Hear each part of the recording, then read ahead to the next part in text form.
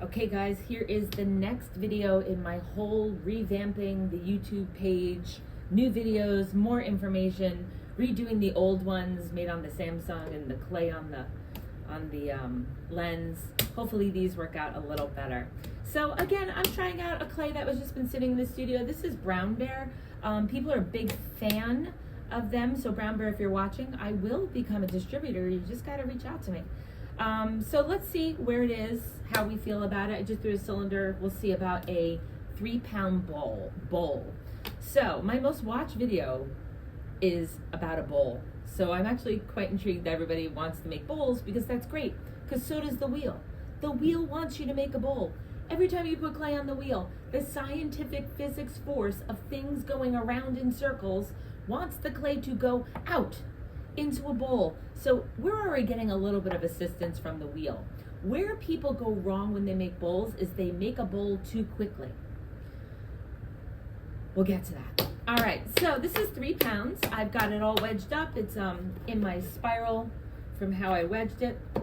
I'm gonna start with the clay going medium speed. I always go right back to this position. It is like, it's second nature to me to start this way, whereas a lot of people start like this. And now we're spinning around and our waist and our arms are doing all sorts of things. The minute you attach this whole arm to your body and you start to really lock in, that stops the clay from going wherever it wants. So I'm just gonna sort of do that to make it stick. Now I'm gonna push down a little bit to make it stick. Again, I don't go all the way across because that's the shape of my hand. And the problem with going all the way across today is if we get this divot, I'm gonna cone that clay up, and I cone up, it's gonna turn into a volcano. We can fix the volcano, but why get one if we don't need one? So I'm gonna get it to stick. Now we're gonna talk about coning. So coning clay has a purpose of taking a 1-pound clay, a 5-pound ball of clay, and a 10-pound ball of clay, and reducing it into smaller sections. So I'm going to make this into a cone, and then I'm gonna center from the top to the bottom in sections. So how do we get that clay to go up? Well, we don't just say please go up and hope that it goes up. We're gonna really be squeezing the clay. So just like a toothpaste tube, you're squeezing from the bottom if you're that type of human. And when you squeeze to the bottom, this is the toothpaste by the opening. This is gonna come up. So wheel moving fast, heel of my hand attached to my forearm, attached to my upper arm, which is attached to my body. And I'm gonna squeeze towards the middle. The clay starts to come up, and then I follow it up.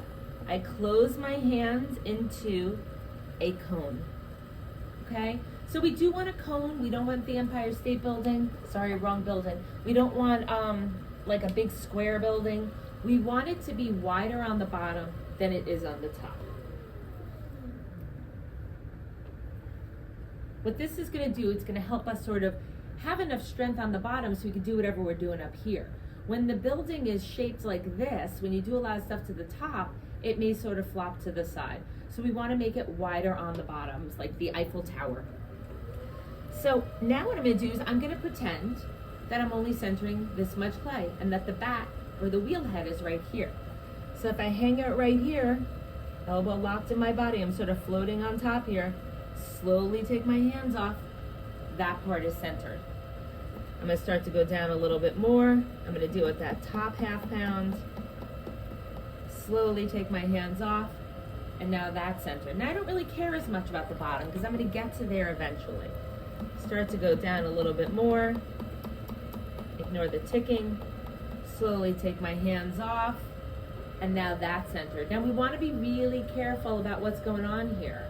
We don't want this to fold over.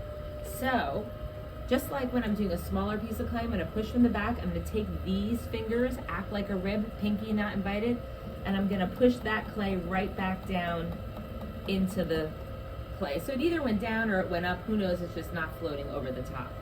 So now we're gonna go straight down to the top, bottom, and we're gonna deal with most of the top. So now most of this is centered, and now we're just gonna have a lot of sort of frivolous clay hanging out down here. I'm gonna get rid of what's become slip, sort of extra clay that just sort of went rogue, hanging down on the bottom. And now I'm gonna go into my 1-pound centering self here. I'm gonna push with the heel of my hand towards the middle. Most of the clay is centered. I really just have to deal with that bottom part. Again, ignore the ticking. If your bat is not agreeing with you, you're gonna get it as centered as you can. And then you're gonna take your left arm and your whole body, and you're gonna pull back just a little bit.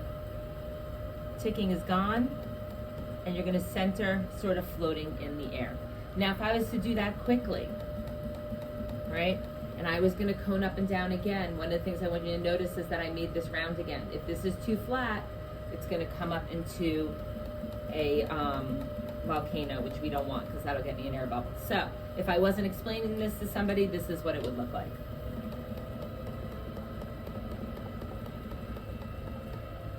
Oh my gosh, I got a volcano. Not the end of the world. See that? Not the end of the world. What I'm gonna do is I'm gonna make sure that doesn't close. So I put my pinky inside with my whole hand sort of wrapping outside around the top. I'm gonna drop my right wrist to sort of make that go around. I have now taken that hole and I've sort of wedged it on the wheel. And that's another reason why coning is great. It helps wedge the clay. Get rid of any air bubbles you might have missed when you wedged. I hate wedging, so I'm a big fan of coning up and down.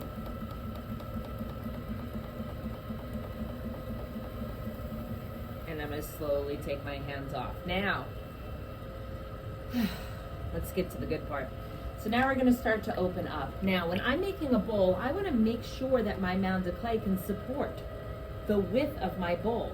Now I've got a very, very viewed Instagram reel of me showing you 3 different types of bowls. So what I'm gonna aim for is what I call the fruit bowl or the ice cream bowl. You want it to almost be like a cylinder with a rounded inside. With a bowl, I 90% of the time do a foot, unless I'm doing a ramen noodle bowl. The reason why I do a foot is because I want you to see that outside curvature so it knows that it's a bowl. That's just me aesthetically. So I really want to account for that. So now when I open up, I want to leave 3/4 of an inch of clay. Wow, Mel, that's a lot of clay. Well, we're going to get to that. So now, with the bowl and 3 pounds of clay, I'm going to use 2 thumbs and the stems of my thumbs. I want to get myself that real good V. That's going to help me sort of get all my fingers in there. So again, I've never really used the brown bear. I'm noticing it's a little dry on the inside. I'm going to stop. Notice my elbows are pushing down on my thighs. My hands are on the outside of the clay, but I'm not squeezing it. I'm just sort of taking my pinky and my ring finger, bracing them down on the bat, sort of holding the clay gently in the outside, but I'm not squeezing the clay. I don't want to keep sanding away the clay that's going on down there. So I've gotten my little V, and now I want to check my floor. You guys are going to be shocked. So, there we go. 3/4 of an inch. Now, why do I leave 3/4 of an inch? Well, I've talked often about that wire tool. The wire tool will always take a little bit of clay off. We tend to forget that, right? Unless you're using a plaster bat, whole nother world, different video would be done. So, if I get rid of the clay from the wire tool, that loses a little. Now, I want the foot of my pot, which I need that to be at least 1/4 of an inch. Your community studio needs it to be at least 1/4 inch. Your running glazes, your honey fluxes, they need it to be 1/4 of an inch. So there's my 1/4 of an inch. And now, this clay that's left over here, that is the floor of my pot. Very often we will forget we need to leave clay for the floor of our pots. And then, when it's too thin, we get stress cracks, we get hollow noises, we get a lot of grog. So you want to make sure you leave enough for the floor of your pot. It's my PSA for the moment. So here I am, opened up. I've got this V. It's not a straight hole, sort of a V-shaped dam. And now I want to open up. Now, what's super important is I still want my outside to look like a cylinder when I open up.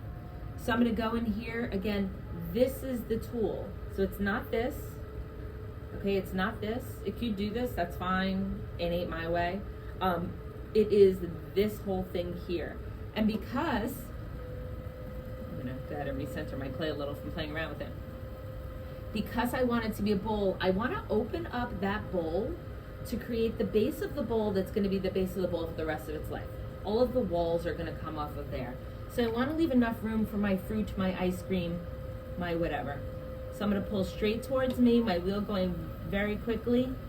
1 ice cream, 2 ice cream, and scoop. So with a cylinder, I pull towards me and then I come out. I'm going to compress my floor so you can kind of see what's going on here. With my bowl, I continue to scoop because I want to have that rounded edge in here. Okay, that's what's really important. The next important thing is before I pull my wall, I want to make sure that I have enough clay on the outside. So I'm going to compress this all the way down with my sponge to make sure that I've got enough clay up at that top to really support what I'm going to be doing to it. So as you can see, the outside still looks like a cylinder, and that's really important. Too many times we start to open up and we start to go this way. The main thing you want to do before you create any shape is to make your walls the desired thickness, and then you shape it, okay? So with my first bowl pull, I'm not going to yell bowl immediately. I'm going to whisper bowl. Now remember, this is 3 pounds of clay. I'm going to leave quite a bit on the bottom, probably about a ½ pound for my foot and the supporting clay. So I'm going to start to get under here. Remember, I slow down my wheel because right now the clay is like, oh my God, we're going to make a bowl. Yes! But we don't want the wheel to help us too much by pulling that clay out. So I start with my hand on the inside of the clay. I'm sort of scooping. I'm going to get under here. I'm going to get a nice chunk of clay, and I'm going to start to pull up. Notice it still looks a lot like a cylinder. Now I want you to notice though that I kind of loosened up at the lip. So if this lip is going to end up all the way over here, this has to be left with enough clay so it can stretch to all the way out here. So this is where it becomes really important to make sure that as we're pulling up, we loosen up at the lip, okay? So that was pull number 1, and you can see I just went pull. So now I'm going to start down on here. I'm going to slow my wheel down just a little bit so I can scoop up that clay. Start to go up. I'm putting a little bit more pressure on my inside hand, but I'm more or less just directing the clay out so that I just went pull. So what I've done is that clay knows, hey, I'm not going to be a cylinder. I'm going to be somewhere out here, but it hasn't yet told me how far I'm going to go. The minute you pass here, the gravity starts to take it. So we want to make sure we get those walls thin enough before it comes out there. So I'm going to get down here again. You can tell by the sound of my wheel, I slow down. I want to really get that clay up from the bottom. Start to go up. Pushing out just a little bit more on the inside hand. Compress at the top. Water out of the inside. And I think I got one more pull hanging out down here. So I'm gonna try and get this clay up in here. Scoop under here. If you can see my head, I'm all the way on the side. Why am I on the side? I want to really look at the profile of my pot.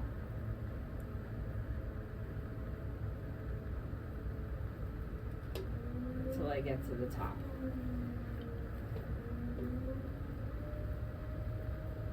Okay, so now I would say that my walls are my desired thickness, okay? I do have quite a bit of clay down here. 2 reasons. Number 1, I'm trying to show you sort of the beginner way, but also I'm dealing with this brown bear clay. I'm not really confident of what its plasticity is. Normally I would just play around with it, see what I can do, but spending so much time doing the videos, I would love for this video to work out for you.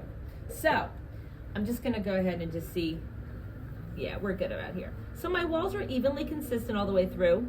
I've got my finger marks in there. What those finger marks are showing you is that I am getting a full revolution with every pull.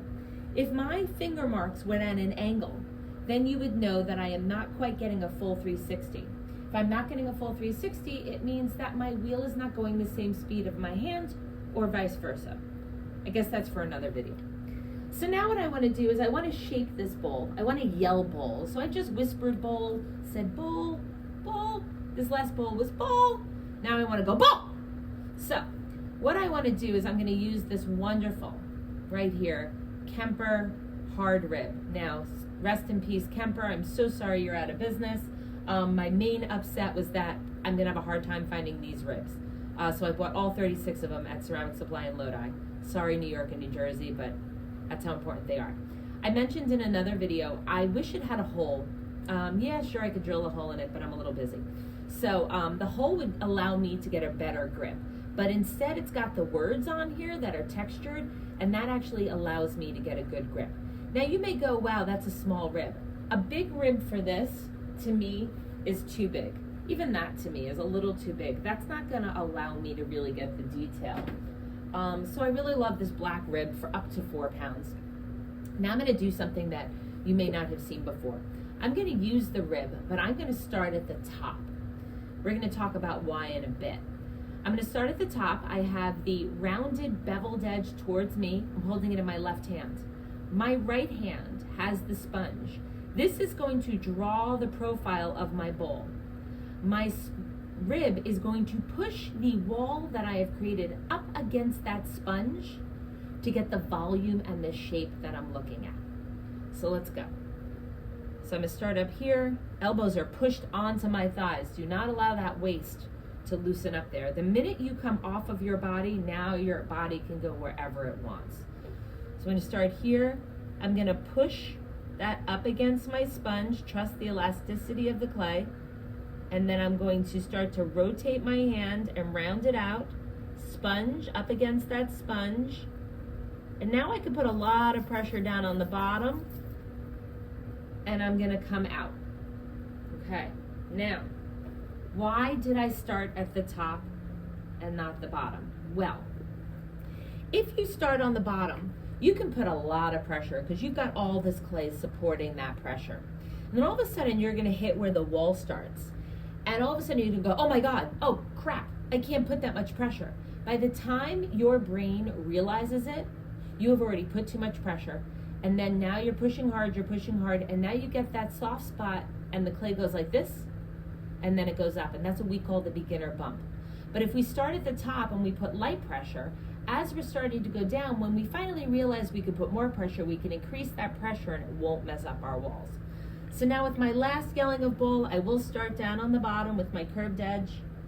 I'm just going to sort of round that out a little bit, start to go up, and I'm just going to sort of finesse that roundness, see if I can get it a little rounder so I can fit a whole bunch of apples and pears and plums until I get off of the pot at the top. Now what I've just done is I've tried to create as much volume as I can. I'll show you guys the inside too, what we're aiming for here. You're also going to notice that I do have a thicker lip. I will tend to give myself a little bit of a finger mark here too. Again, it's aesthetics. To me, it also helps to keep the pot round during the firing. It's also going to help it keep it round when I'm taking it off the bat. So what you can see with the inside of my bowl is a very smooth transition from the floor to the walls. As I mentioned, that whole beginner bump thing very often happens right around here, right? We're putting so much pressure, we hit that wall, and then it becomes sort of like a right? And we want to avoid that. Okay, so now, one of the most important things we can do now, a lot of people tend to not do this correctly. The temptation is going to be to just take off that much clay. Because you know, you're afraid or whatever reason. Drink some coffee. Okay? But what that's going to do is that may trick me into believing that my foot is going to belong all the way out there. My foot does not belong out there. My foot is going to be where the wall transitions on the inside. So for a couple of reasons, I want to go in a little deeper. Number one, I want to get rid of all this wet clay. This wet clay is going to make it hard for me to get a good grip on this when I pick it off the wheel. But the other part is I don't want to be tricked into thinking the foot belongs out there. So I'm going to hold my wood tool again like a pencil, but this time I'm going to aim it this way. A sharper tool is better. So we're going to use my mud tool ones, because the reason why I like this one is because it doesn't really dull out if you treat it well, whereas the wood ones tend to dull out. So again, I was holding it like this for a cylinder. Now I'm going to hold it this way for a bowl. I just want to, with the wheel going relatively fast, I want to drive this in, and then I want to come out. Oh, look at that pin tool right on the other side. I'm going to hold that pin tool as flat as possible. Again, you don't want to pull back with that wood tool, because you would love this piece to come off in one piece. It just makes it much easier. So the way that I did that is when I drove my wood tool in, or my plastic wood tool in, I didn't drag back. I went down in and then out the way I came out. That produces just one piece of clay. Then I put my pin tool as flush to the bat as I can. You don't want it lifted, especially with a bowl. If you lift it, that extra piece of clay is going to hit right back into that bowl. So we want to make sure that we try and avoid the profile. Now, something important about the aesthetics of a bowl. Now you may look and go, wow, there's a lot of like extra caca there that's really changing the profile. I don't care about that. I care about the inside. In my studio, if you trim the inside of your bowl in front of me, I will turn my back. Sorry, old school. That is supposed to be thrown well. But as long as the inside has a smooth transition, you can trim that part down on the bottom there. That's going to get us that sort of round, bulbous kind of shape that we're looking for. That's really going to make that bowl lift off of the wheel. So I'm going to go ahead and do this for the thumbnail, and then let's cut this open.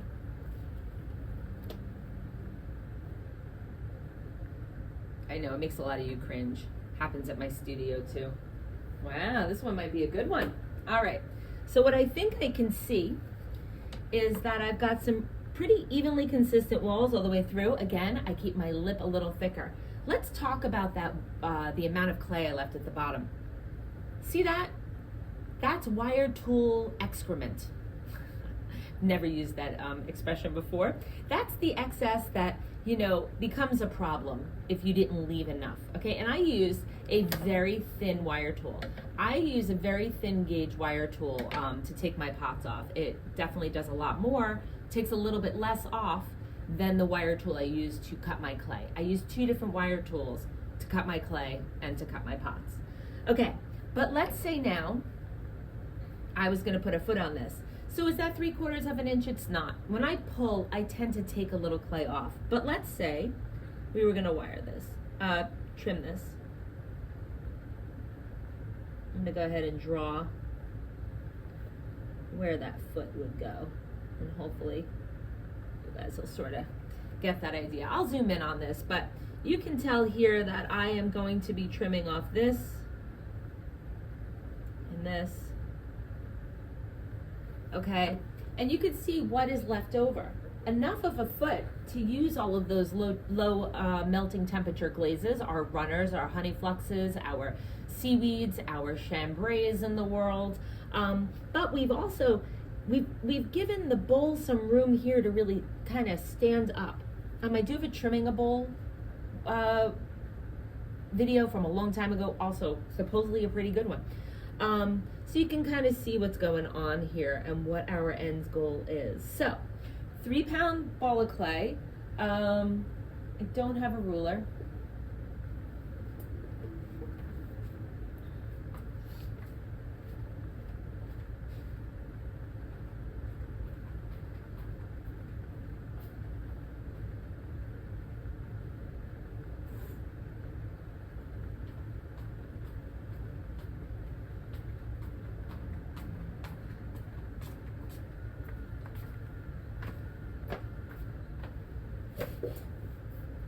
Magic of editing, I now have a ruler. Before it sort of flopped a little, let's pick it up a little, it was approximately, let's say 9 inches wide and 4 inches, nope, that's a lie, 4 inches high. So 9 inches wide, 4 inches high with 3 pounds of clay. If I did not put a foot on this, I probably could have gotten it up to about 5 inches high. So the foot really does sort of make a difference. Go ahead and remember to follow, subscribe, follow my studio on Instagram. It's Mud Clay Studio NJ. A lot of people ask me if I do workshops. So I do something called Cylinder Boot Camp at my studio, and you are more than welcome if you're in the New Jersey area to sign up for one of those. So thanks so much, and hopefully my video gave you a little bit more detail, and I'm able to remember the answers for all the people who comment. So have a great day, and we'll see you soon.